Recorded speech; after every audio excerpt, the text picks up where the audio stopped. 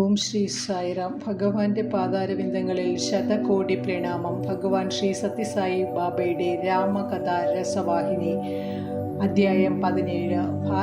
ഭരതാഗമനം. മന്ത്രിമാർ, കുലഗുരു, തലസ്ഥാന നഗരിയിലെ പ്രമുഖ പൗര നേതാക്കന്മാർ എന്നിവർ സമ്മേളിച്ചിരുന്ന സ്ഥലത്തേക്കാണ് ഭരതനും ശത്രുഘ്നും നേരെ പോയത്. അവരെല്ലാം രാജകുമാരന്മാരുടെ ആഗമനവും കാത്തിരിക്കുകയായിരുന്നു. അവരെന്താണ് തീരുമാനിച്ചതെന്നറിയുവാൻ സദസ്യർക്ക് ഉത്കണ്ഠയായി. അവർക്ക് തങ്ങളോട് പറയാനുള്ളത് എന്ത് എന്ന് സശ്രദ്ധം കേൾക്കാനായി നിശബ്ദരായി അവരെ പ്രതീക്ഷിക്കുകയായിരുന്നു പൗരപ്രമുഖരും മറ്റും. ഭരതൻ കുലഗുരുവിൻ്റെ പാദങ്ങളിൽ നമസ്കരിച്ചു. ഗുരുദേവ, എൻ്റെ സത്യസന്ധമായ ഉദ്ദേശമാണ് അങ്ങയോട് പറയുന്നത്. സദയം എൻ്റെ ആത്മാർത്ഥതയെ വിശ്വസിച്ചാലും ഞാനൊന്നും മറച്ചു വയ്ക്കുന്നില്ല. എൻ്റെ ഹൃദയം തുറന്നു കാട്ടുകയാണ് ഞാൻ. കാരണത്തേക്കാൾ ദൃഢതരമാണ് ഫലം. അങ്ങേക്കറിയാമല്ലോ, മണ്ണിൽ നിന്നും കുഴിച്ചെടുത്ത ലോഹമാണ് മണ്ണിനേക്കാൾ കഠിനതരമെന്ന്. കഠിനഹൃദയയായ കൈകേയിയുടെ ഗർഭപാത്രത്തിൽ നിന്നും ജനിച്ച ഞാൻ കൂടുതൽ കഠിനഹൃദയനായിരിക്കും തീർച്ച. അല്ലെങ്കിൽ രാമവിരഹം മൂലം ഞാൻ മരിക്കാത്തതെന്തേ? സീതയെയും ലക്ഷ്മണനെയും കൈകേയി കാട്ടിലേക്ക് സ്ഥലം മാറ്റിയിരിക്കുന്നു. അവർ തൻ്റെ ഭർത്താവിനെ സ്വർഗത്തിലേക്ക് അയച്ചിരിക്കുന്നു. ഈ വിശാലമായ സാമ്രാജ്യത്തിലെ പ്രജകളെ ദുഃഖത്തിലും ഉത്കണ്ഠയിലും തള്ളിയിട്ടിരിക്കുന്നു. അവർ സ്വന്തം പുത്രന് എന്നും നിലനിൽക്കുന്ന ദുഷ്കീർത്തി വരുത്തി വയ്ക്കുകയും ചെയ്തിരിക്കുന്നു. എന്നിട്ടും നിങ്ങൾ ആവശ്യപ്പെടുന്നു ഞാൻ ഈ സാമ്രാജ്യം ഭരിക്കണമെന്നും അവമതിയാൽ എന്നെ മൂടണമെന്നും. ഇതിനെ സംബന്ധിച്ച് ഞാൻ ലേശം പോലും സന്തുഷ്ടനല്ല. ഇത് ഞാൻ തീരെ അർഹിക്കുന്നുമില്ല. രാമൻ വനാന്തരങ്ങളിൽ അലഞ്ഞു നടക്കുമ്പോൾ ഞാൻ ഈ രാജ്യത്തിൻ്റെ അധീശനായി സിംഹാസനത്തിൽ ഇരിക്കാനോ? ജനങ്ങൾ എന്നെ പുച്ഛിക്കുകയില്ലേ? എൻ്റെ ഭരണം ജനങ്ങൾക്ക് ആപത്ത് വരുത്തുകയേ ഉള്ളൂ. കാരണം എൻ്റെ സ്ഥാനാരോഹണം അധാർമികവും അന്യായവുമാണ്. അത് അതിക്രമിച്ച സ്ഥാനം കൈവശപ്പെടുത്തിയവരെ പേര് ആരാദരിക്കും? അവൻ്റെ ആജ്ഞകൾ ആരനുസരിക്കും? എനിക്ക് അന്യായം ചെയ്തവരെയും അധാർമികരെയും ശിക്ഷിക്കാനാവുമോ? അവകാശമില്ലാത്ത സിംഹാസനം കൈവശപ്പെടുത്തുക എന്ന പർവ്വത സമാനമായ തെറ്റ് ഞാൻ ചെയ്തിരിക്കെ എനിക്കെങ്ങനെ മറ്റുള്ളവരെ തിരുത്തുവാൻ കഴിയും? അധികാരം ഉപയോഗിച്ച് ഞാൻ പ്രതികാര നടപടികൾ എടുക്കും എന്ന ഭയം കാരണം ഇപ്പോൾ ജനം മിണ്ടാതിരിക്കുമെങ്കിലും തക്കം കിട്ടുമ്പോൾ അവ നിശ്ചയമായും എൻ്റെ നേരെ കൈ ചൂണ്ടും. എൻ്റെ അമ്മയുടെ ദുഷിച്ച പദ്ധതി എനിക്ക് പ്രാണവേദനയുണ്ടാക്കുന്ന തലവേദനയായി രൂപപ്പെട്ടിരിക്കുകയാണ്. സീതയെയും രാമനെയും കാണാതെ ഒരൊറ്റ നിമിഷം പോലും ഇവിടെ കഴിയാൻ എനിക്ക് സാധ്യമല്ല. എൻ്റെ ഹൃദയത്തിലെ കഠിന വേദന ഞാൻ എങ്ങനെ അറിയിക്കുക മാത്രമാണ് ചെയ്യുന്നത്. രാമദർശനം എൻ്റെ ഹൃദയം തണുപ്പിക്കും, എൻ്റെ പ്രാണവേദന സുഖപ്പെടുത്തും. രാമനെ അതിനു കഴിയൂ. ഈ ദുഃഖാവസ്ഥയിൽ ആശ്വാസത്തിൻ്റെയോ വിശദീകരണത്തിൻ്റെയോ യാതൊരു വാക്കുകളും എനിക്ക് സാന്ത്വനം പകരുകയില്ല. ഞാൻ കൗസല്യയിൽ നിന്നും സുമിത്രയിൽ നിന്നും അനുമതി നേടിക്കഴിഞ്ഞിരിക്കുന്നു. രാമനെ തേടി നാളെ പുലർകാലെ പുറപ്പെടുവാൻ ഞാൻ തീർച്ചപ്പെടുത്തിയിരിക്കുകയാണ്. രാമൻ്റെ ദൃഷ്ടികൾ എന്നിൽ പതിയെന്ന ആ നിമിഷം എൻ്റെ പാപങ്ങൾ അവ എത്രയധികമായാലും അത് മുഴുവനും ഭസ്മമായി പോകും. രാമൻ എന്നോട് സംസാരിച്ചില്ലെങ്കിൽ പോലും ഞാൻ സന്തുഷ്ടനായിരിക്കും. സന്തുഷ്ടനായി അകലെ നിന്നോ അദ്ദേഹത്തിൻ്റെ പിന്നാലെ നടന്നോ വല്ല മരവും മറഞ്ഞു നിന്നോ നോക്കിയോ ഞാൻ എപ്പോഴും രാമദർശനം സമ്പാദിക്കും. ഗുരുജനങ്ങളെ, എനിക്ക് വേണ്ടി പ്രാർത്ഥിക്കൂ. രാമദർശന ഫലമായി എനിക്ക് പുരോഗതിയുണ്ടാവാൻ അനുഗ്രഹിക്കൂ. മന്ത്രിമാരെ, രാമസന്നിധിയിലേക്ക് പോകാൻ എനിക്ക് അനുവാദം തരൂ. ഞാൻ ശ്രീരാമചന്ദ്ര പ്രഭുവിൻ്റെ അടിമയാണ്. അവിടുന്ന് നമ്മുടെയെല്ലാം മഹാപ്രഭുവാണ്. മന്ത്രിമാർക്കോ സാമന്ത രാജാക്കന്മാർക്കോ ജനനേതാക്കൾക്കോ ആ സമ്മേളനത്തിൽപ്പെട്ട ആർക്കെങ്കിലുമോ മറുപടി പറയുവാൻ ശബ്ദം പൊങ്ങിയില്ല. ഭരതൻ്റെ പശ്ചാത്താപത്തിൻ്റെ അഗാധത അവർക്ക് ബോധ്യപ്പെട്ടു. ഭരതൻ്റെ ഹൃദയം നിർമ്മലമാണെന്നവർക്ക് മനസ്സിലായി. കൈകേയിയുടെ ഗൂഢാലോചനയിൽ അദ്ദേഹം ബന്ധപ്പെട്ടിട്ടില്ല എന്നും അവർക്ക് മനസ്സിലായി. നഗരത്തിലെ ഗുരുജനങ്ങളിൽ മുഖ്യൻ സ്ഥാനത്ത് നിന്ന് എഴുന്നേറ്റ് പറഞ്ഞു, പ്രഭു, ഞങ്ങളും അങ്ങയോടൊപ്പം വരാം. രാമവിരഹം ഹേതുവായി അസഹ്യമായ വേദന ഞങ്ങളും അനുഭവിക്കുകയാണ്.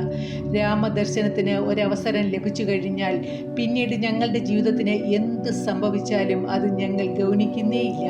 ഇവിടെ കൂടിയ ഓരോരുത്തർക്ക് വേണ്ടിയും ഞാൻ അനുമതിക്ക് അപേക്ഷിക്കുന്നു. മറ്റുള്ളവരും ഹൃദയപൂർവ്വം അഭിപ്രായത്തോട് യോജിച്ചു. നിമിഷങ്ങൾക്കുള്ളിൽ ഈ വാർത്ത മഹാനഗരത്തിൻ്റെ മുക്കിലും മൂലയിലും പരന്നു. പുരുഷന്മാർ, സ്ത്രീകൾ, കുട്ടികൾ, വൃദ്ധന്മാർ, യുവാക്കന്മാർ അങ്ങനെ എല്ലാവരും പുറപ്പെടുവാൻ തയ്യാറായി. ആർക്ക് ആരെ പിന്തിരിപ്പിക്കാൻ കഴിയും? രാമദർശനത്തിനായി പോകുന്നവരെ തടയത്തക്ക ക്രൂരതയുള്ള ആരും തന്നെ അയോധ്യയിലെ വമ്പിച്ച ജനസംഖ്യയിൽ ഉണ്ടായിരുന്നില്ല. മാതാപിതാക്കളായ കൗസല്യയും സുമിത്രയും പരിചാരകന്മാരും വനയാത്രയ്ക്ക് ഒരുങ്ങി പുറപ്പെട്ടു. താൻ ചെയ്ത തെറ്റുകളിലും പാപത്തിലും പശ്ചാത്തപിച്ചു കഴിഞ്ഞിരുന്ന കൈകേയി തന്നെയും മറ്റു രാജ്ഞിമാരോടൊപ്പം യാത്ര ചെയ്യുന്നതിന് അനുവദിക്കണമെന്ന് കൗസല്യയോട് അപേക്ഷിച്ചു. തന്നെ ക്ഷമാപണത്തിന് അനുവദിക്കണമെന്നും അയോധ്യയിലേക്ക് മടങ്ങുവാൻ രാമനെ പ്രേരിപ്പിക്കാനായി പരിശ്രമിക്കുന്നവരുടെ കൂട്ടത്തിൽ തന്നെയും ഉൾപ്പെടുത്തണമെന്നും അവർ അഭ്യർത്ഥിച്ചു. പരിശുദ്ധയും നിഷ്കളങ്കയുമായ കൗസല്യ മറുത്തൊന്നും പറഞ്ഞില്ല. തീർച്ചയായും തങ്ങളോടൊപ്പം യാത്ര പോകാമെന്ന വിവരം അവർ കൈകേയിയെ അറിയിച്ചു. നഗരം മുഴുവനും വനത്തിലേക്ക് നീങ്ങുകയാണെന്ന് ഭരതൻ അറിഞ്ഞു. നഗരം കാവലിനായി കുറേ പേരെ അവിടെ നിർത്തണമെന്നും അങ്ങനെ നഗര സുരക്ഷ ഉറപ്പാക്കണമെന്നും ഭരതൻ മന്ത്രിമാർക്ക് നിർദ്ദേശം നൽകി. അങ്ങനെ കുറേ പേർക്ക് അവിടെ നിൽക്കേണ്ടി വന്നു. അത് രാവിലെ യാത്രാ സംഘത്തിൽ ചേരാൻ സൗകര്യപ്പെടത്തക്ക വിധം രാത്രിയിൽ തന്നെ ഓരോ ഗൃഹത്തിൻ്റെ മുന്നിലും വാഹനം തയ്യാറായി നിർത്തി. യാത്ര പോകുന്ന ജനങ്ങൾക്കെല്ലാം ഭക്ഷണ പാനീയങ്ങൾക്ക് വേണ്ടിയുള്ള ഏർപ്പാടുകൾ ചെയ്തു. അയോധ്യയിലെ പുരുഷന്മാരും സ്ത്രീകളും ചക്രവാക പക്ഷികളെ പോലെ തങ്ങളുടെ പ്രിയനാഥന്റെ അടുത്തേക്കുള്ള യാത്രയ്ക്കായി പ്രഭാതമാവുന്നതും കാത്തിരുന്നു. ഹർഷോന്മാദ പ്രതീക്ഷകളുടെ ഒരു രാത്രിയായിരുന്നു അത്. രാമദർശന ചിന്തകളിൽ മുഴുകി അവർ രാത്രി കഴിച്ചുകൂട്ടി. ഗജരഥ തുരകപദാദികളുടെ ചതുരംഗപ്പട യാത്രയ്ക്കൊരുങ്ങി നിന്നു. ശുഭദായകമായ വേദമന്ത്രങ്ങൾ അനസ്യൂദ്യം ജപിക്കണമെന്ന് മന്ത്രി വേദപണ്ഡിതന്മാർക്ക് നിർദ്ദേശം നൽകി. അഗ്നിയെ ആചാരപൂർവ്വം ആരാധിക്കുന്നതിന് ആവശ്യമായ എല്ലാം അവർ കൊണ്ടുപോകാൻ കരുതി വച്ചു. ജ്യോതിഷികളുടെ ഗണത്തിനനുസരിച്ച് കൃത്യസമയത്ത് യാത്ര തുടങ്ങാനുള്ള ഭരതശത്രുക്കന്മാരുടെ രഥവും കൗസല്യയ്ക്ക് വേണ്ടിയുള്ള പ്രത്യേക പല്ലക്കും രാജധാനിക്ക് മുമ്പാകെ കൊണ്ടുവരപ്പെട്ടു. ഓരോരുത്തരും അവരവർക്കുള്ള വാഹനങ്ങളിൽ കയറിയിരിക്കുവാൻ ഭരതൻ ആജ്ഞാപിച്ചു. പക്ഷേ തൻ്റെ രഥം ആരും കയറിയിരിക്കാതെ മുമ്പോട്ട് നീങ്ങാൻ ആവശ്യപ്പെട്ടു. ആ രഥത്തിനൊപ്പം ഭരതശത്രുക്കന്മാർ നഗ്നപാതരായി നടന്നു. ഭരതനും ശത്രുഘ്നും കുറച്ചു ദൂരമേ അങ്ങനെ നടക്കുകയുള്ളൂ എന്നാണ് ജനം വിചാരിച്ചത്. പക്ഷേ ഭരതൻ രഥത്തിൽ കയറിയിരിക്കാനുള്ള ഭാവത്തിലേ അല്ലായിരുന്നു. കൗസല്യയ്ക്ക് ഇത് സഹിക്കാനായില്ല. അവർ പറഞ്ഞു, മകനെ, നീ നഗ്നപാതനായി നടക്കുന്നത് കണ്ടിട്ട് എനിക്ക് സഹിക്കുന്നില്ല. കുറച്ചു നേരമെങ്കിൽ തേരിൽ കയറിയിരിക്കൂ. ഭരതൻ പറഞ്ഞു, അമ്മേ, എൻ്റെ പാപങ്ങൾക്കുള്ള പരിഹാരമായിട്ട് മാത്രമാണിത്. വനാന്തരത്തിൽ രാമനും സീതയും നഗ്നപാതരായി നടക്കുമ്പോഴുണ്ടാകുന്ന വേദനയുടെ ഒരംശം പോലും ഞാൻ ഈ പാതയിൽ കൂടി നടക്കുമ്പോൾ അനുഭവിക്കുന്നുണ്ടോ? അവർ നഗ്നപാതരായി സഞ്ചരിക്കുമ്പോൾ അവരുടെ ദാസനായ ഞാൻ തേരിൽ യാത്ര ചെയ്യുന്നതിൽ അത് വലിയ തെറ്റാണ്. അമ്മയുടെ ആജ്ഞ അനുസരിക്കാത്തതിൽ എന്നോട് ക്ഷമിക്കൂ. എന്നെ നടന്നു പോകാൻ അനുവദിക്കൂ. പിന്നിൽ സഞ്ചരിക്കുകയായിരുന്ന കുലഗുരു വസിഷ്ഠനും പത്നി അരുന്ധതിയും തങ്ങളുടെ വാഹനം നിർത്തി. ഭരതന്റെ ഉറച്ച തീരുമാനം കേട്ടപ്പോൾ തങ്ങളുടെ രഥത്തിൽ സാരഥിയായിരിക്കാൻ അവർ അപേക്ഷിച്ചു. പക്ഷേ ഭരതൻ ഉറച്ചു നിന്നു. അദ്ദേഹം പറഞ്ഞു, ഞാൻ രാമന്റെ സേവകനാണ്. രാമന്റെ സാരഥിയായിരിക്കാനുള്ള അമൂല്യമായ അവസരം കിട്ടുന്നതുവരെ ഞാൻ മറ്റൊരു രഥത്തിലും സഞ്ചരിക്കുകയില്ല. മറ്റൊരു കുതിരയുടെ കടി ഞാൻ പിടിക്കുകയില്ല. ഇതെൻ്റെ വ്രതമാണ്. വസിഷ്ഠൻ പിന്തിരിഞ്ഞു. രാമനോടുള്ള ഭരതന്റെ സ്നേഹവും ബഹുമാനവും കണ്ട് അദ്ദേഹം വളരെ സന്തോഷിച്ചു. ആദ്യ ദിവസം രാത്രി അവർ തമസാ നദീതീരത്തെത്തി. അടുത്ത ദിവസം ഗോമതി തീരത്തിലും തമസാ നദി ഗോഗഗ്ര നദിയുടെ ഒരു പോഷക നദിയാണ്. ഗംഗാ നദിയുടെ പോഷക നദിയാണ് ഗോമതി. നേരം ഇരുട്ടിയതോടുകൂടി വാഹനങ്ങളെല്ലാം നിർത്തി. സ്ത്രീകൾ, കുട്ടികൾ, വൃദ്ധന്മാർ എന്നിവർക്ക് പ്രത്യേക സങ്കേതങ്ങൾ സൗകര്യപ്പെടുത്തി. വ്യവസ്ഥയോടും ആദരവോടും കൂടി ജനങ്ങൾക്ക് ഭക്ഷണം വിതരണം ചെയ്യാൻ മന്ത്രി സൈനികരോട് ആവശ്യപ്പെട്ടു. യാത്രയിലുടനീളം ഓരോരുത്തരും ഏറ്റെടുത്ത പ്രവൃത്തി ശ്രദ്ധയോടും ഉത്സാഹത്തോടും കൂടി ചെയ്തു തീർത്തു. ആർക്കും ഒരു ബുദ്ധിമുട്ടും ഉണ്ടാകാതിരിക്കാൻ അവർ നല്ലതുപോലെ ശ്രദ്ധിച്ചു. മൂന്നാം ദിവസം പുലർകാലെ അവർ യാത്ര തുടർന്നു. രാത്രിയായതോടുകൂടി സംഘം ശൃംഗിവീരപുരത്ത് എത്തിച്ചേർന്നു. അവിടുത്തെ നിഷാദ രാജാവ് ഈ വമ്പിച്ച ജനക്കൂട്ടത്തെയും സൈന്യത്തെയും കണ്ട് അസ്വസ്ഥനായി. കാരണം ഭരതൻ എന്തിനാണ് സൈന്യവുമായി വനത്തിലേക്ക് പോകുന്നതെന്ന് അദ്ദേഹം ആശ്ചര്യപ്പെട്ടു. ഈ അസാധാരണ നടപടിയുടെ സാധ്യതകളെപ്പറ്റി അദ്ദേഹം ചിന്തിച്ചു. വിഷമമാണെങ്കിൽ അതിൻ്റെ ഫലം മരം വിഷമയമാണെങ്കിൽ അതിൻ്റെ ഫലവും വിഷമയമായിരിക്കുമെന്ന് നിർബന്ധമാണ്. കൈകേയി പുത്രൻ എങ്ങനെ നല്ലവനാകും? ഭരതൻ രാമനോട് എതിരിടാനാണ് ഒരുക്കം. ഭരതൻ്റെ പദ്ധതികൾ പരാജയപ്പെടുത്തുവാൻ അദ്ദേഹം നിശ്ചയിച്ചു. എല്ലാ തോണികളും ഗംഗയിലെ അഗാധത്തിൽ താഴ്ത്തി വയ്ക്കാനും അങ്ങനെ അവർ നദി കടക്കാതിരിക്കാൻ ശ്രമിക്കുവാനും അദ്ദേഹം സ്വന്തം ആൾക്കാരോട് പറഞ്ഞു.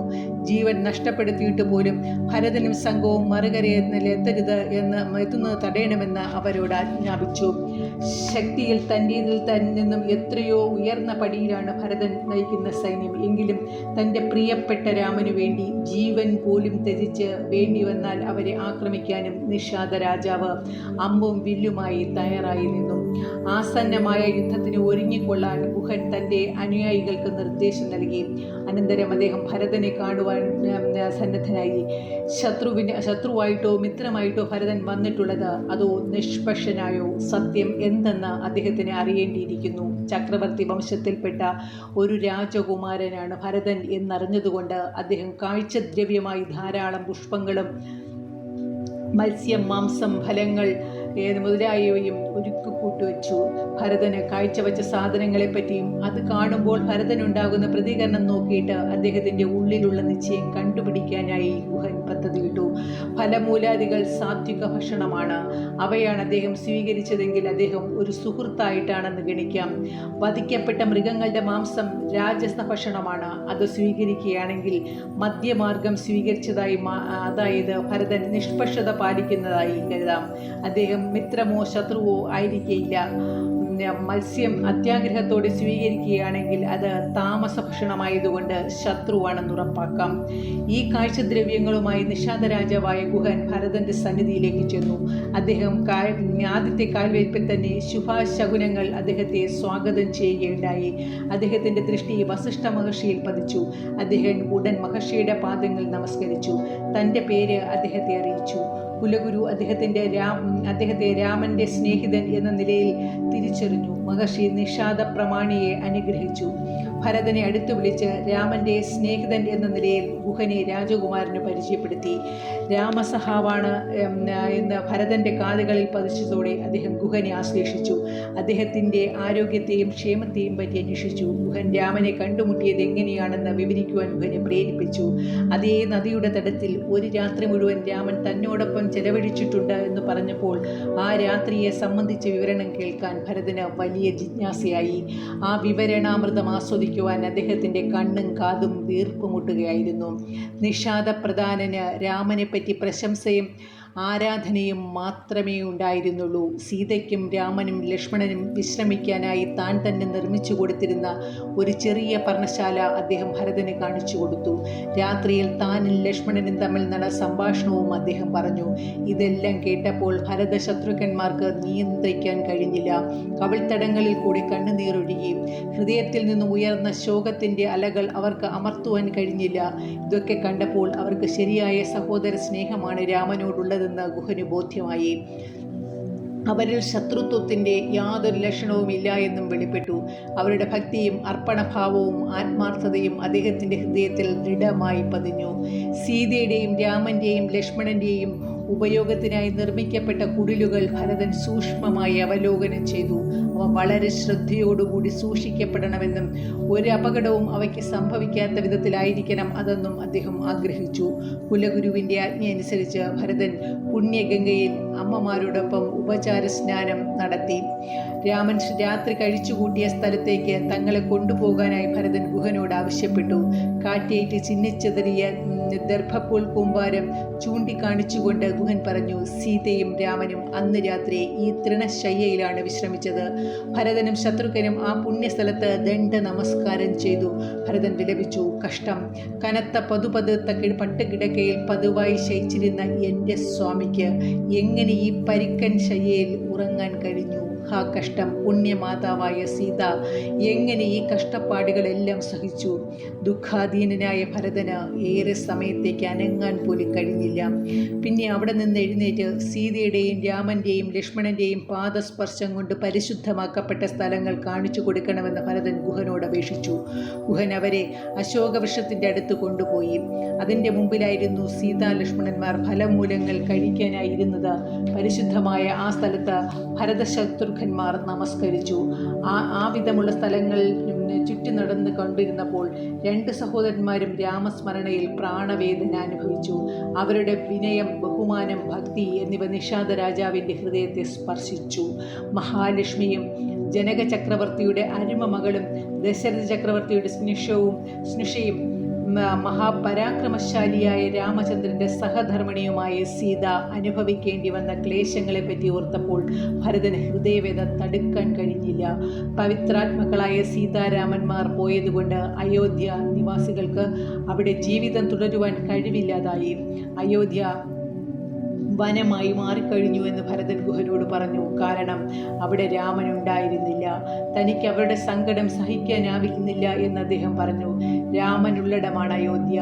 അതുകൊണ്ടാണ് ഞാൻ അനുയായികളെയും അയോധ്യ നിവാസികളോടും കൂടി രാമൻ്റെ പവിത്രമായ സന്നിധിയിലേക്ക് പുറപ്പെട്ടതെന്ന് അദ്ദേഹം വിശദീകരിച്ചു. ഗുഹന് കാര്യങ്ങളുടെ സ്തുതി ഇപ്പോൾ സ്പഷ്ടമായി. രാമൻ നിവസിക്കുന്ന കാട്ടിലേക്ക് ചതുരിങ്കണി സൈന്യത്തോടുകൂടി യാത്ര ചെയ്യുന്നത് കണ്ടപ്പോൾ ആദ്യ മനസ്സിലുണ്ടായ ഊഹാപോഹങ്ങളെല്ലാം ഇപ്പോൾ ഇല്ലാതായി. അദ്ദേഹം ഭരതന് തൻ്റെ ഹൃദയം തുറന്നു കാണിച്ചു. തൻ്റെ മനസ്സിലുണ്ടായിരുന്ന സംശയങ്ങൾ ക്ഷമിക്കണമെന്ന് സവിനയം അപേക്ഷിച്ചു. ഇത്തരം സാഹചര്യത്തിൽ ഭയാശങ്കകൾ സാധാരണ ഉണ്ടാവാറുള്ളതാണെന്നും അദ്ദേഹം യാതൊരു തെറ്റും ചെയ്തിട്ടില്ല എന്നും ഭരതൻ പറഞ്ഞു. കാരണം താൻ ദുഷ്ടനും അപരിഷ്കൃതനുമാണെന്ന് ഭരതൻ പറഞ്ഞു. രാമൻ ഇപ്പോൾ അനുഭവിക്കുന്ന ശിക്ഷയ്ക്ക് താനാണ് കാരണം എന്ന് അദ്ദേഹം പറഞ്ഞു.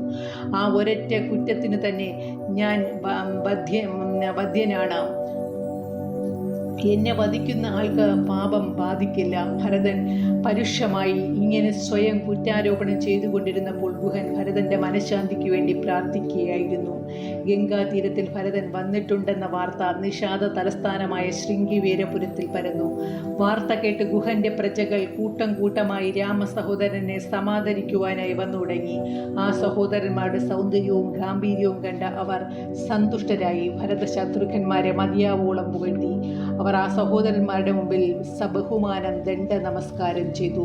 അവർ സ്പഷ്ടമായി കൈകേയി രാജ്ഞിയെ നിന്ദിക്കുകയും ചെയ്തു. ഇത്രയും ക്രൂരയായതിന് വിധിയെ അവർ കുറ്റപ്പെടുത്തുകയും ചെയ്തു. കണ്ണീരോടെ അവർ രാമനെ വാഴ്ത്തി സ്തുതിച്ചു.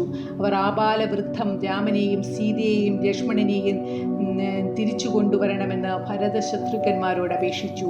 രാമവിരഹം മൂലം ജനങ്ങൾക്കുണ്ടായ മനോവേദന കണ്ട് ഭരതന് മിണ്ടാവാനായില്ല. അദ്ദേഹത്തിൻ്റെ കവിളിലൂടെ കണ്ണുനീരൊഴുകി.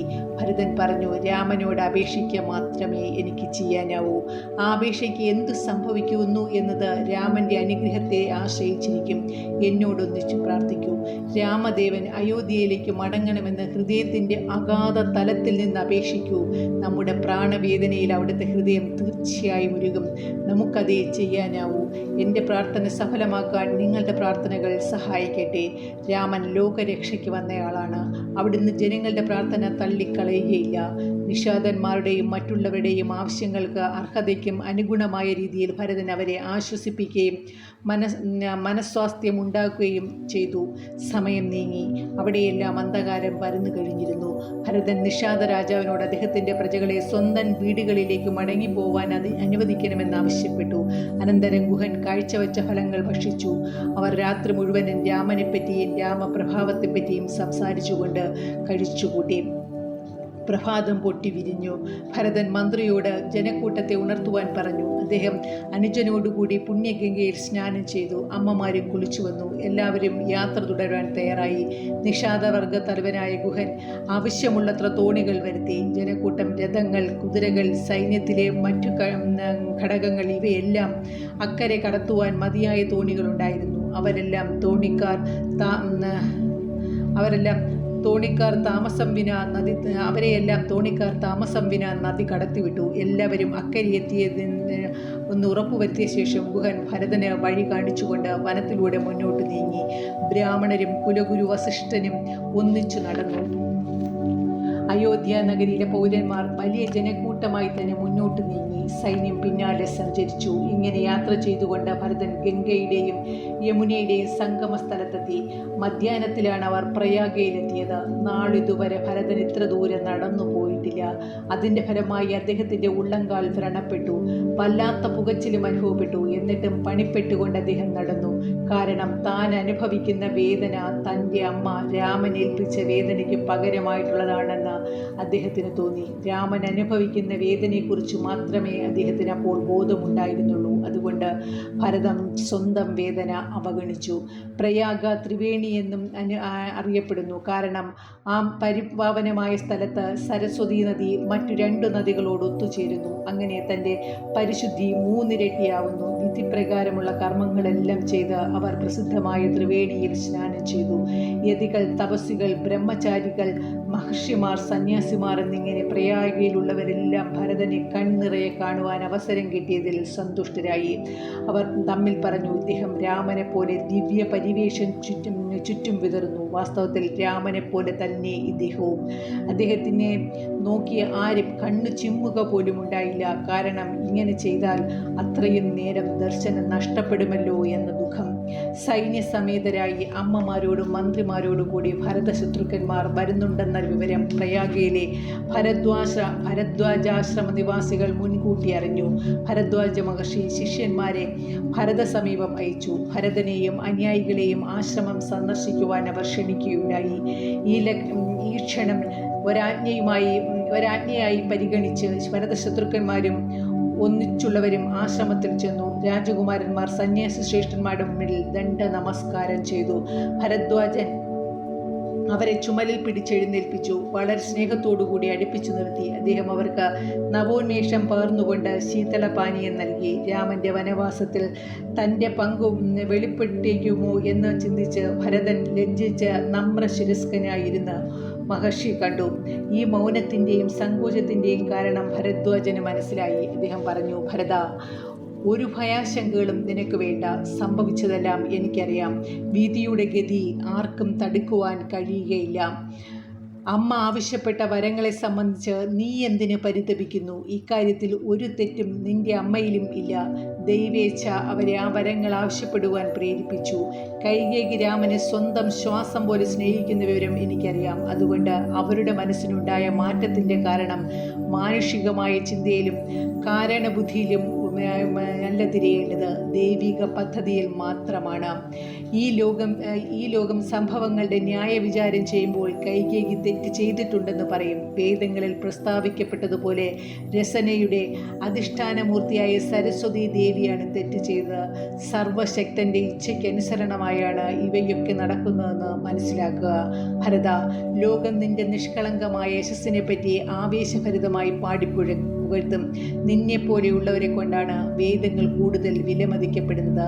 അവയുടെ തത്വങ്ങളെ നിന്നെപ്പോലുള്ളവർ മാതൃകകൾ കാട്ടി വിശദീകരിക്കുന്നു. അവയുടെ പ്രഭാവത്തെ പ്രദർശിപ്പിച്ച് ബോധ്യപ്പെടുത്തുകയും ചെയ്യുന്നു. അറച്ചു നിൽക്കേണ്ട. അച്ഛനാൽ രാജ്യം അർപ്പിക്കപ്പെട്ട മകൻ അക്കാരണത്താൽ തന്നെ അത് ഭരിക്കാനുള്ള അവകാശത്തിനും അർഹനായിത്തീരുന്നു. കഠിനനിഷ്ഠയുള്ള ആ സത്യത്തിൻ്റെ അനുഗാമി ഉത്കൃഷ്ടാത്മാവായ ദശരഥ ചക്രവർത്തി സാമ്രാജ്യം നിനക്ക് തന്നു. രാജധർമ്മമനുസരിച്ച് പ്രവർത്തിക്കണമെന്ന് ആജ്ഞാപിക്കുകയും ചെയ്തു. രാമനെ നാടുകടത്തിയതിൻ്റെ ഫലമായി ആപത്തുകളുടെ ശ്രേണി തന്നെ ഉണ്ടായിട്ടുണ്ട്. ലോകം മുഴുവനും ദുഃഖത്തിലാണ്ടിരിക്കുന്നു. ഇപ്പോൾ നിന്റെ അമ്മ അവർ ചെയ്ത കാര്യങ്ങളെക്കുറിച്ച് ദയനീയമായി പശ്ചാത്തപിച്ചുകൊണ്ടിരിക്കുകയാണ്. എന്നാൽ നീ യാതൊരു തെറ്റിനാലും സ്പർശിക്കപ്പെട്ടിട്ടില്ല. നീ നിഷ്കളങ്കനും കുറ്റമറ്റവനുമാണ്. നീ സാമ്രാജ്യം ഭരിക്കുകയാണെങ്കിൽ നിന്നെ ഇപ്പോൾ യാതൊരു ദോഷവും ബാധിക്കുകയില്ല. നീ ഭരണത്തിൻ്റെ കടിഞ്ഞാൺ കയ്യിലെടുത്തിരിക്കുന്നു എന്നറിഞ്ഞാൽ രാമൻ സത്യത്തിൽ വളരെ സന്തുഷ്ടനാവും. നീ ഇപ്പോൾ ഏർപ്പെട്ടിട്ടുള്ള കാര്യം എത്രയും സ്തുത്യർഹമാണെന്ന് പറയാതിരിക്കാൻ എനിക്ക് നിവൃത്തിയില്ല. നിന്റെ ആവശ്യവും ഏറ്റവും ശ്ലാഘനീയം തന്നെ. കാരണം രാമൻ്റെ പാതാരവിന്ദങ്ങളിലുള്ള ഭക്തിയാണ് എല്ലാ ക്ഷേമത്തിനും പുരോഗതിയുടെയും ഉറവിടം തന്നെ. ഭരത, നിന്നെപ്പോലെ ഇത്രയും സദ്ഗുണസമ്പന്നനും ഭാഗ്യവാനുമായി മറ്റൊരാളില്ല എന്നെനിക്ക് ധൈര്യം ധൈര്യപൂർവ്വം പ്രഖ്യാപിക്കാൻ കഴിയും. രാമൻ്റെ ഏറ്റവും പ്രിയങ്കരനായ അപരജനായിരിക്കാനുള്ള നിന്റെ അർഹത നീ തെളിയിച്ചിരിക്കുന്നു. രാമൻ വനയാത്രയ്ക്കിടയ്ക്ക് ഞങ്ങളുടെ ഈ ആശ്രമം സന്ദർശിച്ചു, ഇവിടം പരിശുദ്ധമാക്കി. ആ രാവിൽ മധ്യരാത്രി വരെ രാമൻ എന്നോട് മുഖ്യമായും നിന്നെയും നിന്റെ ഗുണങ്ങളെയും സംബന്ധിച്ച് സംസാരിക്കുകയായിരുന്നു. അവർ എന്നോടൊപ്പം പുണ്യസ്നാനത്തിനായി പ്രയാഗയിൽ വന്നു. സ്നാനത്തിലേർപ്പെട്ടിരുന്നപ്പോഴും രാമദേവൻ നിന്നെപ്പറ്റി സ്മരിച്ചു. അയോധ്യ വിട്ട ദിവസം നിന്നെയും ശത്രുഘ്നെയും കാണാൻ കഴിഞ്ഞിട്ടില്ല എന്നതിൽ രാമൻ വളരെ ദുഃഖിച്ചിരുന്നു. രാമന് നിന്നോടുള്ള സ്നേഹം അളക്കാൻ എനിക്ക് സാധ്യമല്ല.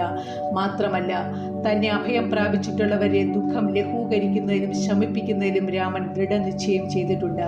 ഈ വിശ്വം മുഴുവനും രാമൻ്റെ കുടുംബമാണ്, എല്ലാവരും അവിടുത്തെ ബന്ധുക്കളും. നീ രാമൻ്റെ മനുഷ്യരൂപത്തിലുള്ള പ്രേമമാണെന്ന് ഞാൻ വിശ്വസിക്കുന്നു. നിന്റെ പേരിലുണ്ടെന്ന് നീ വിശ്വസിക്കുന്ന കളങ്കം എനിക്ക് ഒരു പാഠവും ഉദാഹരണവും പ്രചോദനവുമാണ്. ഭരത, നീ ദുഃഖഭാരം കൊണ്ട് താണു പോകരുത്. നീ ചിന്താമണി കൈവശമുള്ളവനാണ്. അപ്പോൾ എന്തുകൊണ്ട് സ്വയം പാപിയാണെന്ന് വിലപിക്കുന്നു? അത് ശരിയല്ല. സീതയുടെയും രാമൻ്റെയും ലക്ഷ്മണൻ്റെയും ദർശനം തീർച്ചയായും എല്ലാ ആധ്യാത്മിക പ്രയത്നങ്ങളും ലക്ഷ്യമാക്കുന്ന ഒന്നാണ്. എനിക്ക് ആ ഭാഗ്യം ലഭിച്ചു. കാരണം എനിക്ക് ആ ദർശനത്തിൻ്റെ ആനന്ദം അനുഭവിക്കാൻ കഴിഞ്ഞതു തന്നെ. എനിക്ക് അവരുമായി സംസാരിക്കാൻ സാധിച്ചു. ഞാൻ അവരുടെ സന്നിധിയിലായിരുന്നു. എനിക്കവരെ സ്പർശിക്കുവാനും കഴിഞ്ഞു. അവരുടെ ആതിഥേയനാവാനുള്ള അവകാശവും ആനന്ദവും എനിക്ക് ലഭിച്ചു. ഒരു പക്ഷേ എന്നെ കാത്തുകൊണ്ട് സുഹൃതത്തിൻ്റെ സ്വല്പം അംശം ഉണ്ടായിരിക്കണം. കാരണം എനിക്ക് നിന്റെ ദർശനത്തിൻ്റെ ആനന്ദവും അനുഭവിക്കാൻ ഇന്ന് കഴിഞ്ഞുവല്ലോ. എൻ്റെ ഹൃദയത്തിൽ ഹർഷോന്മാദം നിറഞ്ഞിരിക്കുന്നു. ഞാൻ യഥാർത്ഥമായും അനുഗ്രഹീതനാണ്. കാട്ടിൽ ജീവിക്കുന്ന തപസ്വികളായ ഞങ്ങളുടെ അഭിലാഷങ്ങൾ നിറവേറ്റാനും ഞങ്ങളുടെ പുണ്യം വർദ്ധിപ്പിക്കാനും ആയിരിക്കണം രാമൻ വനത്തിലേക്ക് നാടുകടത്തപ്പെട്ടത്. ഞങ്ങൾ തീർച്ചയായും അനുഗ്രഹീതർ തന്നെ. ഈ രീതിയിൽ ഭരദ്വാജ മഹർഷി ഭരതൻ്റെ നാനാവിധ ഗുണങ്ങളും വൈശിഷ്ട്യങ്ങളും പുകഴ്ത്തി. ആരാധ്യനായ താപസ്വിയുടെ കണ്ണിൽ നിന്നും ആനന്ദാശ്രുക്കൾ നിറഞ്ഞ് കവിൾത്തടങ്ങളിൽ കൂടി ഒഴുകി. ഭരതനും ശത്രുഘ്നും തങ്ങൾ രാമൻ്റെ സഹോദരങ്ങളായിരിക്കുന്നതിൽ ഭാഗ്യവാന്മാരാണെന്ന് ബോധ്യപ്പെട്ടു. ആ പ്രേമമൂർത്തിയുടെ മുമ്പിൽ നിന്നും തങ്ങൾ നാടുകടത്തപ്പെട്ടിരിക്കുകയാണെന്ന് ചിന്തിച്ചപ്പോൾ പെട്ടെന്ന് ദുഃഖമായി. അവർ വീണ്ടും അവാച്യമായ ദുഃഖത്തിലും അസഹ്യമായ പ്രാണവേദനയിലും മ്ലാനതയിലും വീഴ്ത്തപ്പെട്ടു. തീവ്രവേദനയാൽ അടഞ്ഞുപോയ ശബ്ദത്തിൽ മഹർഷി നമസ്കരിച്ച് എഴുന്നേറ്റുകൊണ്ട് ഭരതനോട് പറഞ്ഞു, ഗുരു, അങ്ങ് ഭൂതവും ഭാവിയും വർത്തമാനവും അറിയുന്ന ആളാണ്. അങ്ങ് സത്യമാണ് പറഞ്ഞത്. അങ്ങ് പരമസത്യം മനസ്സിലാക്കിയ ആളാണല്ലോ. സാമർഥ്യത്തിലും ശക്തിയിലും രാമൻ അജയ്യനാണ്. മനുഷ്യരുടെ മാനസിക വ്യാപാരങ്ങളെല്ലാം രാമൻ അറിയും എന്നതാണ് അവരുടെ മനസ്സിനെ ഇപ്പോൾ മതിക്കുന്നതെന്നും അദ്ദേഹത്തിനറിയാം. അമ്മ ചെയ്ത തെറ്റിനെപ്പറ്റി എനിക്കിപ്പോൾ ഒരു ദുഃഖവുമില്ല. ആ ദുരന്ത സംഭവങ്ങളുടെ പേരിൽ ജനങ്ങൾ എന്നെ കുറ്റം പറയുമെന്ന ഭയവും എനിക്കില്ല. ഞാൻ സ്വർഗപ്രാപ്തിക്ക് അനർഹനാണെന്ന് അറിഞ്ഞാൽ പോലും എനിക്ക് യാതൊരു നിരാശയുമില്ല. എൻ്റെ പിതാവ് വലിയ പ്രശസ്തി നേടിയിട്ടുണ്ട്. അന്തരിച്ചെങ്കിലും അദ്ദേഹത്തിൻ്റെ കീർത്തി ലോകം മുഴുവനും വ്യാപിച്ചിരിക്കുന്നു. അദ്ദേഹത്തിൻ്റെ പ്രിയപുത്രൻ രാമൻ ലക്ഷ്മണനോടുകൂടി തൻ്റെ സന്നിധിയിൽ നിന്നും പോയപ്പോൾ ആ ക്ഷണത്തിൽ തന്നെ അദ്ദേഹം അന്ത്യശ്വാസം വലിച്ചു. ആ ദുരന്ത സംഭവത്തിൻ്റെ അശനിപാതം അതിജീവിക്കുവാൻ അദ്ദേഹത്തിന് കഴിഞ്ഞില്ല. അതുകൊണ്ട് അദ്ദേഹത്തെപ്പറ്റി ഇനി ഉത്കണ്ഠപ്പെടേണ്ടതില്ല. എന്നാൽ സീതയും രാമനും ലക്ഷ്മണനും നഗ്നപാതരായി സഞ്ചരിക്കുകയാണ്. താപസവേഷത്തിൽ അവർ കുശപ്പുല്ലുകൊണ്ടുള്ള ആസനങ്ങളിൽ ഇരിക്കുന്നു. പർണശാലകളിൽ താമസിക്കുന്നു. വെയിലിൽ അവർ ഉണങ്ങുന്നു. മഴയിൽ അവർ കുതിരുന്നു. തണുപ്പിൽ വിറകൊള്ളുന്നു. അതിൻ്റെ തീവ്രത അനുഭവിക്കുകയും ചെയ്യുന്നു. അവർ വനാന്തരത്തിൽ അനന്ത ദുരിതങ്ങൾ അനുഭവിക്കുകയാണല്ലേ. പറയൂ, ഞാനല്ലേ ഈ കഷ്ടപ്പാടുകൾക്കെല്ലാം കാരണക്കാരൻ? രാവും പകലും എന്നെ കരണ്ടു തിന്നുന്ന ദുഃഖം ഇതാണ്. ഭക്ഷണം എൻ്റെ വയറ്റിൽ കടക്കാൻ കൂട്ടാക്കുന്നില്ല. ഉറക്കം എൻ്റെ കൺപോളകളെ അടയ്ക്കാനും സമ്മതിക്കുന്നില്ല. അമ്മയുടെ മനസ്സിൻ്റെ കഠിനത എൻ്റെ ഹൃദയത്തിൽ തറച്ചിട്ടുള്ള കഠാരിയായി തീർന്നിരിക്കുന്നു. എന്നെ സിംഹാസനത്തിൽ വാഴിക്കുന്നതിന് അവർ ആസൂത്രണം ചെയ്ത തന്ത്രം എന്നെ നശിപ്പിക്കുന്നതിനുള്ള കെണിയായി. എന്ത് ചെയ്തിട്ടും എന്നെ കരണ്ട് തിന്നുന്ന ആ പ്രാണവേദന നശിപ്പിക്കാൻ കഴിയുന്നില്ല. അത് അവസാനിക്കുക രാമൻ അയോധ്യയിലേക്ക് മടങ്ങുന്ന ദിവസം മാത്രമായിരിക്കും. ഈ വേദന ഇല്ലാതാക്കാൻ മറ്റ് യാതൊരു മരുന്നുമില്ല. അവിടെ കൂടിയിരുന്ന സന്യാസിമാർ രാജകുമാരൻ്റെ ഈ വാക്കുകൾ കേട്ട് വളരെ സന്തോഷിച്ചു.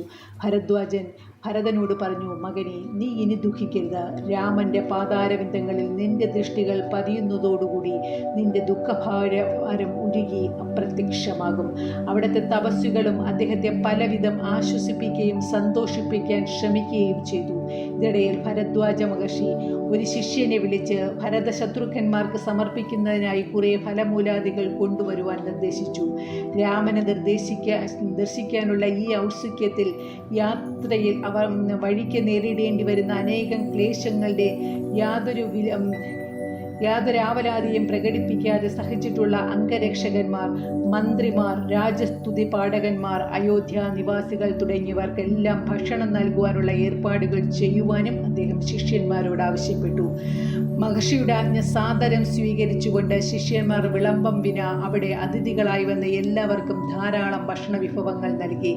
രാജകുമാരന്മാരായ ഭരതശത്രുഘ്നന്മാർക്ക്, അവരുടെ കുടുംബാംഗങ്ങൾക്കും, മന്ത്രിമാർക്കും, കൊട്ടാരം ഉദ്യോഗസ്ഥന്മാർക്കും, പണ്ഡിതന്മാർക്കും, ബ്രാഹ്മണർക്കും വലിയൊരു ഉത്സവത്തിൻ്റെ രീതിയിലാണ് ഔദാര്യപൂർവ്വം എല്ലാം സൗകര്യപ്പെടുത്തിയത്. തപസ്വികളുടെ അസാധാരണമായ ഇച്ഛാശക്തി കൊണ്ട് തന്നെ എല്ലാ വസ്തുക്കളും ധാരാളമായി എത്തിച്ചേർന്നു. ഭരതൻ അത്ഭുതപ്പെട്ടു. ആ 2 സഹോദരന്മാർ മാത്രമല്ല, അയോധ്യയിൽ നിന്നും എത്തിച്ചേർന്ന മുഴുവൻ ആളുകളും തന്നെ ഈ ആഡംബരവും സമൃദ്ധിയും കേവലം നിസ്സാരമായിട്ടാണ് എടുത്തതെന്ന് എടുത്തു പറയേണ്ടതാണ്. അവർ ഒട്ടും തന്നെ അതിൽ ആകൃഷ്ടരായിരുന്നില്ല.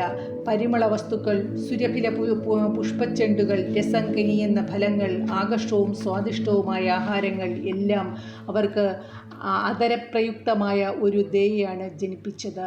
ഭരതനും ശത്രുഘ്നും വേണ്ടി പ്രത്യേകമായി സൗകര്യപ്പെടുത്തിയ വെട്ടിത്തിളങ്ങുന്ന 2 ഇരിപ്പിടങ്ങളും ഭംഗി തന്നെ വർണ്ണനാതീതമായിരുന്നു. എല്ലാം തയ്യാറായിരുന്നതിന് ശേഷം മഹർഷി പ്രത്യേകമായി നിർമ്മിക്കപ്പെട്ട ഹാളിലേക്ക് വിരുന്നിൽ പങ്കെടുക്കുന്നതിനായി ഓരോരുത്തരെയും ക്ഷണിച്ചു. അവർ സൗന്ദര്യത്തിൻ്റെയും ആ അത്ഭുതശാലയിലേക്ക് പ്രവേശിച്ചു. കുലഗുരുവും പത്നിയും അവർക്ക് പ്രത്യേകമായി ഏർപ്പെടുത്തിയ ഇരിപ്പിടങ്ങളിലേക്ക് ആനയിക്കപ്പെട്ടു. 4 ഭാഗത്തും മറയുള്ള ബഹുമതി ചിഹ്നങ്ങളാൽ അലങ്കൃതമായ ഒരു പ്രത്യേക ഭാഗത്തേക്ക് രാജ്ഞിമാർ പ്രവേശിച്ചു. ശോകഭാര നമ്രമകളായ അവർ മഹർഷിയുടെ ആജ്ഞ അനുസരിച്ചു. ഈ ഘട്ടത്തിൽ മഹർഷിയുടെ പ്രസന്നവദനായ ശിഷ്യന്മാർ സഹോദരന്മാരായ ഭരതശത്രുഘ്നന്മാരെ ആശ്രമത്തിലെ നടപടിക്രമങ്ങൾക്കനുസരിച്ച് അർഹമായ എല്ലാ ബഹുമതികളോടുകൂടി ഉള്ളിലേക്ക് ആനയിച്ചു. പെഞ്ചാമര വീശിയും വേദമന്ത്രങ്ങൾ ഉച്ചരിച്ചും കൊണ്ട് നടവഴിയുടെ ഇരുവശത്തും യുവതപസ്വികൾ നിന്നു. വിശേഷപ്പെട്ട ആസനങ്ങളെ ആ സഹോദരന്മാർ സമീപിച്ചു. പക്ഷേ അടുത്തു വന്ന ഉടനെ ആദരസൂചകമായി തല താഴ്ത്തി സിംഹാസനത്തിനു മുൻപിൽ നിലത്ത് നമസ്കരിച്ചു. അവർ ശിഷ്യരിൽ നിന്നും വെഞ്ചാമരം വാങ്ങി സിംഹാസനങ്ങളുടെ ഇരുവശത്തും നിന്നു ഭക്തിയാദരങ്ങളോടെ വീശാൻ തുടങ്ങി. അവർ ആസനങ്ങളിൽ ഉപവിഷ്ടരാകുന്നതിനു പകരം അവയെ ആരാധിക്കുകയാണ് ചെയ്തത്. അവിടെ സന്നിഹിതരായവരെല്ലാം ശൂന്യമായ സിംഹാസനങ്ങളുടെ നേരെ പ്രദർശിപ്പിച്ച ഭക്തി പ്രകടനമാകുന്ന ഈ ഭാവം കണ്ട് അത്ഭുതപ്പെട്ടു. സിംഹാസനത്തിൽ ഇരിക്കാനായി മഹർഷി ക്ഷണിച്ചപ്പോൾ ഭരതനും ശത്രുഘ്നും അദ്ദേഹത്തിൻ്റെ പാദങ്ങളിൽ നമസ്കരിച്ച് ഇങ്ങനെ അപേക്ഷിച്ചു, ഗുരു, ഈ സിംഹാസനങ്ങൾ രാമനും സീതയ്ക്കുമുള്ളതാണ്. ഞങ്ങൾക്ക് അവയുടെ മേൽ യാതൊരു അവകാശവുമില്ല. ഈ പവിത്രമായ ആശ്രമത്തിൽ അവർക്ക് 2 പേർക്കും, ലക്ഷ്മി ദേവിക്കും നാരായണനും മാത്രമേ സിംഹാസനങ്ങളിൽ ഇരിക്കാനുള്ള അവകാശമുള്ളൂ. ഞങ്ങൾ അവരുടെ സേവകരാണ്. അപ്രകാരം സേവിക്കുന്നതിന് ഞങ്ങളെ അനുവദിച്ചാലും. ഇത് കേട്ട് അവിടെ ഉണ്ടായിരുന്ന തപസ്വികളും മറ്റുള്ളവരും ആനന്ദപൂർവമായ അഭിമാനത്തോടുകൂടി രോമാഞ്ചം കൊണ്ടു. രാമനോട് ആ സഹോദരന്മാർക്കുള്ള ഭക്തിയുടെ അഗാധതയെപ്പറ്റി അവർ പരസ്പരം പുകഴ്ത്തി പറഞ്ഞു. അവർ ആനന്ദ ബാഷ്പം പൊഴിച്ചു. അവരുടെ വിശ്വാസവും അതിൻ്റെ ദാർഢ്യവും കണ്ട് സന്യാസിമാർ അത്ഭുത സ്തബ്ധരായി. സിംഹാസനങ്ങളിൽ സീതയുടെയും രാമൻ്റെയും മനോഹരമായ രൂപങ്ങൾ ഇരിക്കുന്നുവെന്ന് മനസ്സിൽ കണ്ടുകൊണ്ട് കൊണ്ടുവരപ്പെട്ട വിഭവസമൃദ്ധമായ ഭക്ഷണം ഭരതശത്രുഘ്നന്മാർ ആദ്യം സീതാരാമന്മാർക്കായി സമർപ്പിച്ചു. അതിനുശേഷം നിവേദിക്കപ്പെട്ട ആ ഭക്ഷ്യവസ്തുക്കളിൽ നിന്നും ചെറു കഷ്ണങ്ങളെടുത്ത് അവ കൺപുരികങ്ങളിൽ തൊടുവിച്ച് ഈശ്വരാനുഗ്രഹത്തിൻ്റെ ബാഹ്യവും ദത്തവുമായ ചിഹ്നമെന്ന നിലയിൽ അവർ കഴിച്ചു. രാമനിൽ നിന്നും വേർപെട്ടതുമൂലമുള്ള കഠിന ദുഃഖത്തിൽ യാതൊരു ഭക്ഷണവും കഴിക്കാൻ സാധിക്കാത്തതുകൊണ്ട് ഭരദ്വാജ ഋഷിയോട് അയോധ്യയിലെ ഗുരുജനങ്ങൾ, മന്ത്രിമാർ, അംഗരക്ഷകന്മാർ, പൗരന്മാർ എന്നിവരെല്ലാം ക്ഷമായാചനം ചെയ്തു.